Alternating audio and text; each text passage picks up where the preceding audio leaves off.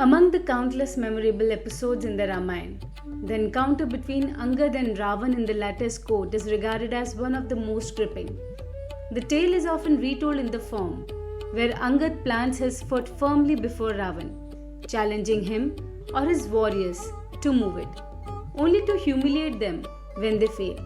Yet, it is important to note that the famous incident, as it is popularly known, is not actually found in Valmiki's Ramayana. Instead, it originates from Goswami Tulsidas' Ramcharitmanas, where it was presented in a highly dramatic manner and eventually became embedded in common tradition. The commonly recounted story goes like this. Once, Sri Ram's army of Vanaras had completed the construction of the bridge over the ocean and crossed into Lanka. Sri Ram considered sending one final peace proposal to Ravan before beginning the war. Sugriv was strongly against the idea, yet he bowed to Sri Ram's decision. Following Sri Ram's command, Angad, the valiant son of Bali and prince of Kishkindha, was chosen as the envoy. Angad entered Lanka with authority and confronted Ravan in his royal assembly. Speaking firmly, he reminded Ravan of his father's past defeat at the hands of Ram and urged him to abandon his arrogance by returning Mata Sita. But Ravan, blinded by pride and lust, refused to listen. At this point, Angad boldly planted his foot in the center of Ravan's court, declaring that if any warrior present could move it even slightly, he would promise on behalf of Sri Ram that the Vanara army would withdraw immediately. One by one, Ravan's generals and strongest warriors stepped forward.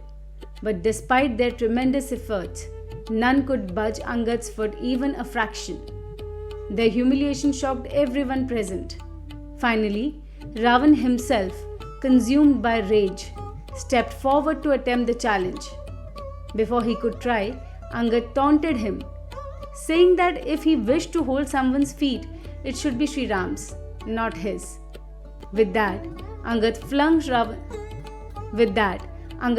Ravan's crown towards Sri Ram's camp as a gesture of utter defiance, and then returned swiftly to the Vanara army. This powerful scene, full of metaphor and symbolism, is a creation of Tulsidas in the Ramcharitmanas. It emphasizes Ravan's helplessness and Sri Ram's inevitable victory, and thus became one of the most celebrated legends associated with the war. If we turn to Valmiki's Ramayana, however, the picture is quite different. In the Yuddha Kand, Sarg 41, the episode of Angad's visit to Ravan is recorded, but in a much simpler and less dramatic form.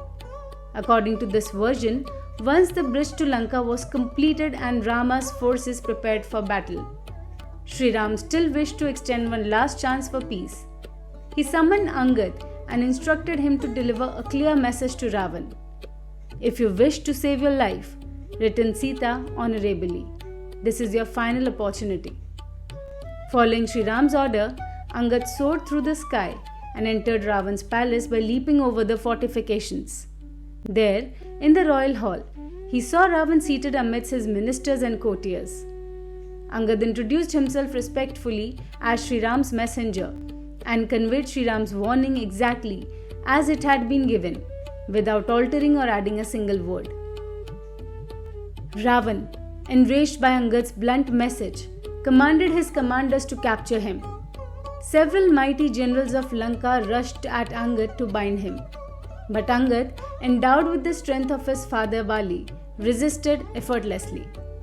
Demonstrating his immense power, he leapt onto the roof of the palace with the demons clinging to him and flung them down, leaving them injured and humiliated before their king. Then, to display his superiority and fearlessness, Angad stamped his foot upon the roof with such force that it shattered beneath him. With a thunderous roar, he revealed his identity to Ravan and warned him of the destruction that awaited if he continued in his obstinacy. Having delivered Sri Ram's message and demonstrated his might, Angad then took flight once more and returned to Sri Ram's camp. Seeing his palace roof damaged and his warriors disgraced, Ravan was deeply disturbed. Meanwhile, Ram, after hearing Angad's report, ordered a division of the Vanar army under the leadership of the heroic Sushen.